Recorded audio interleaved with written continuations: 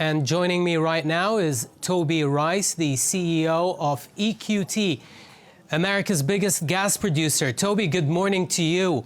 And let's start with discussing the gas prices. Why are gas prices under pressure, not only in the US, but even globally? And how long do you think will this persist? And as such, what's your outlook for the US gas market this year? Yeah, I think the gas price situation is pretty easy to understand. We've got a situation here in the United States where we have too much supply and demand is down due to lack of weather showing up. And I think what's really amazing for people to think about when you think about international gas prices have come down significantly in response to a major crisis. It just shows you the energy security that natural gas can bring to the world. So listen, the low prices we're dealing with right now, you will see activity levels come down in the United States. That will bring down supply, and that will bring storage into balance. And you see this recovery in gas prices in the strip. You know, calendar 24 average price in the United States is about $2.25, $2.30. But looking forward to Cal 25, gas prices are north of $3, which, for perspective, we believe the break-even price that producers need to justify activity levels for the marginal cost of supply in the United States is around $3.50. So even with prices in 2025 being where they're at, we still think you'll see tempered activity levels, and prices should ultimately get closer towards the cost of supply in the U.S. Okay. Toby, the Biden administration has just recently announced a freeze on licenses for new LNG terminals. What's your take on this move, and how might this change the LNG supply outlook in the medium term? Yeah, so this was really driven by a very loud minority environmental group putting pressure on the Biden administration to put a pause on LNG. And, you know, while this one will not have an impact on anything in the near term, it does send a signal, and it sends a signal to the world that political force can override market forces. Clearly, the world is saying that more American LNG is needed on the world stage. You can look at counterparties in Europe, and they've basically said the United States is the global guarantor of energy security. So we think it's a misguided decision. We think it actually sets us backwards from a climate perspective. But for anybody that is watched what EQT has championed for the last, call it 24 months, we have made unleashing U.S. LNG as a top priority and a really amazing opportunity to do two things: lower global emissions and provide energy security to the world. And if anybody has any questions about how effective our Unleash US LNG campaign has been, just look at the fact that environmentalists have made blocking LNG one of their priorities. It's a sign that we've been making too much noise, and it's been making too much sense. And what we hope that we need to do work now is with these environmental groups is, instead of blocking LNG because of their concerns for the environment, they need to be supporting LNG because of their concerns for the environment. And so we're going to knock methane emissions out of the park, which is really at the root cause of their concerns. And we're really excited about showing them how we're addressing methane emissions so that we can focus on the emission reduction benefits when people use our product to decarbonize their industries. There has been a lot of activity in M&A in the shale space in the past few months.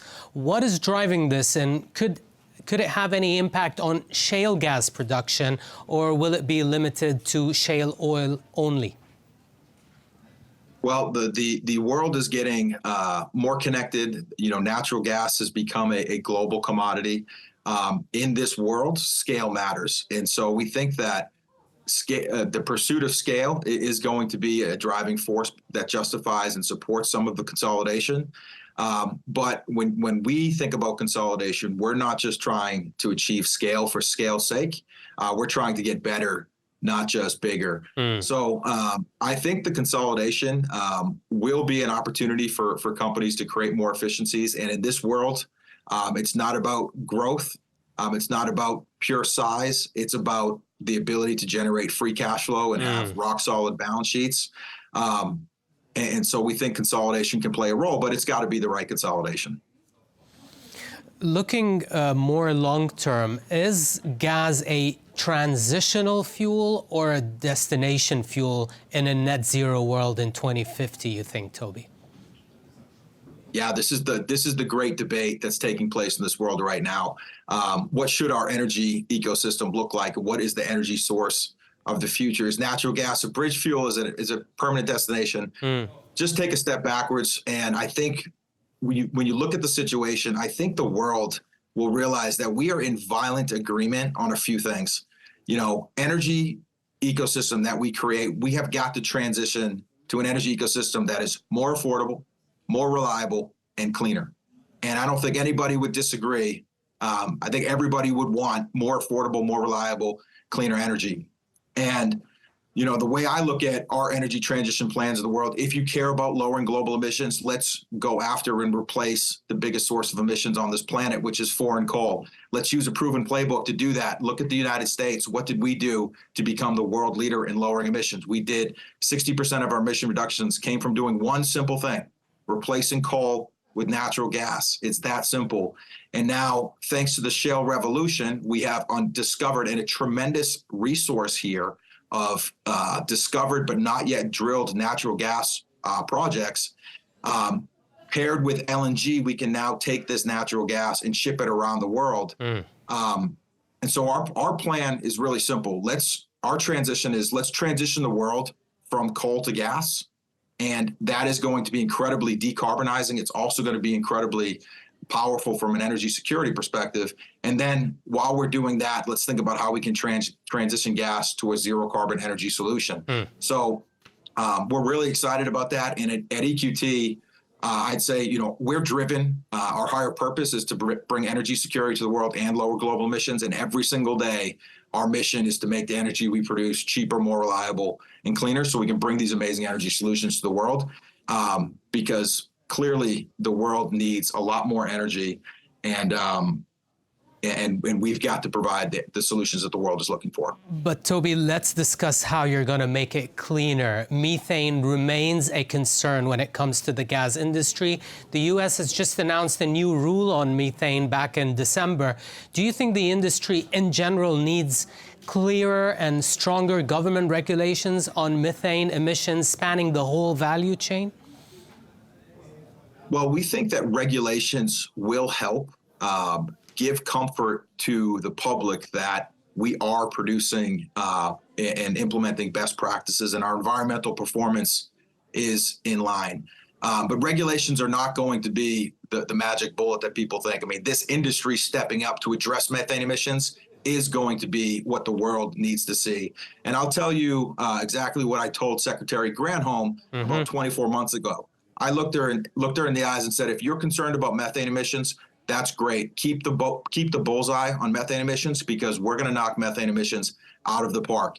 And you can look at some of the things that we're doing at EQT to actually do that. I mean, for us, methane emissions for natural gas producers, the biggest source of emissions comes from one piece of equipment called a pneumatic device. We're able to replace that with alternative equipment that eliminates the methane emissions. And doing this one thing at EQT has been replacing all of our pneumatic devices. We pulled out over 9,000 of these across our entire footprint. So think about this. The largest producer of natural gas in the United States pulled all of these equipments. It's the most impactful thing we could have done. That one thing lowered our methane emissions by over 70%. And now our methane intensity is 10 times better than the EPA regulations. And we did it very quickly. We did this in less than 18 months. And equally as important, we did it cost effectively for a carbon CO2 equivalent abatement cost of less than $10 a ton. And the great news is this impactful, fast, cost-effective solution is not just available to EQT. This is an opportunity that all natural gas producers can do. And we are taking aggressive steps to eliminate these methane emissions. But, fixing the operations is one thing. We need to also bring transparency. And what you're seeing this industry do with the responsible certified gas is us bringing in environmental third-party auditors to verify the operations that we're saying are taking place are actually taking place. So we think gas certifications are going to be a really good piece of transparency. But also people are going to say, well, that's great if your operations are tight, but what about what's going on with your neighbors and the other parts of the basin? At EQT, we are addressing that question head on by going to the skies, and we are leading a coalition called the Appalachian Methane Initiative. And we are going to be doing aerial methane monitoring across the entire Appalachia Basin. That may not seem like a big deal to some because they don't really understand how big the Appalachia Basin is. Well, think about this. We are going to be monitoring emissions across an area the size of France. Like, we take this very seriously. And the last question that people will have is, well, Tobe, that's great that your operations are tight. It's great that you're looking at your entire basin, but this natural gas is going to leave your operations, leave your basin, and go to all parts of the country and go to all parts of the world now with LNG. What about the carbon emissions associated with the full cycle path? And this is where we are partnering with a company called Context Labs to bring blockchain technology that is going to give us a full cycle carbon intensity score from the time the gas comes out of the well through the pipelines and ultimately to the downstream consumer or across the world. We think that these type of steps are going to bring massive transparency and give people comfort that methane emissions will be addressed, so we can start focusing on the emissions reduction benefits of people using natural gas. And that's where the big opportunity is. Talking about low carbon gas, is hydrogen the most scalable form of decarbonized gas? How important is this as a low carbon solution for the future, and how compatible is it with current gas infrastructure? So in that second phase of transition gas to a zero carbon energy solution, we actually have a few different pathways. The two pathways that most people talk about is decarbonizing natural gas before we consume it by transforming it into zero carbon hydrogen. That is a path that's gotten a lot of excitement. Our view on this, it's really challenged from being a cost-effective solution today. We think that, to build a hydrogen system, you're going to be requiring about $20 per million BTU to use that hydrogen. 2/3 of that cost comes from the infrastructure needed to build, to move that pure hydrogen around. The big cost isn't making the hydrogen, it's actually the infrastructure needed to support it. And so the question is, why would a customer pay $20 for a product when they can buy natural gas in the United States for $4? But it's promising, and the infrastructure that we build today to support more natural gas development can be used to be hydrogen ready. And so when you think about our LNG export plan, if we can unleash U.S. LNG in the United States, it would require an incremental 50%, 50 BCF a day of natural gas pipelines. That infrastructure, when we build that, can be built hydrogen ready to lower the infrastructure costs. But the pathway that we're most excited about, that we think is actionable today, is going to be decarbonizing natural gas through carbon capture. And there's been a couple catalysts that have happened recently that have been game changers for the sustainability, meaning the profitability of zero carbon power generation paired with carbon capture. The biggest one is IRA. Getting an incentive for carbon capture has moved to $65 for EOR and $85 if it's permanent. In permanent disposal of CO2.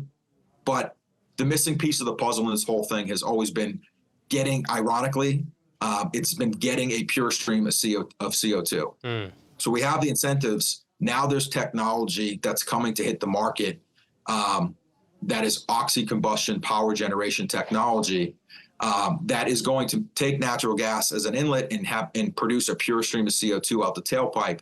if you give this industry a pure stream of CO2, we are going to stick it underground and find a way to do that. And people are asking questions like, well, where would you stick this stuff? Yeah. Certainly we have, amazing geologists here in the United States. I mean, think about what we've discovered here. We have really good understanding of the subsurface, and we will find the deeper permanent zones. But think about this.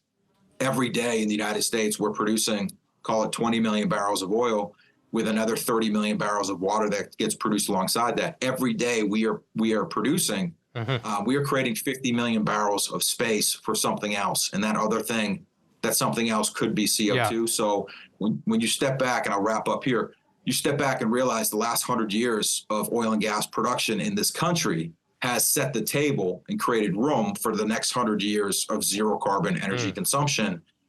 We've got the incentives, we've got the technology. Now we just need to connect the dots and show the world that we can make natural gas a zero carbon electricity solution that they've been looking for. Big plans ahead. Toby Rice, CEO of EQT. Thank you very much for taking the time and joining us on the show. Thanks, Toby. All right, thanks a lot.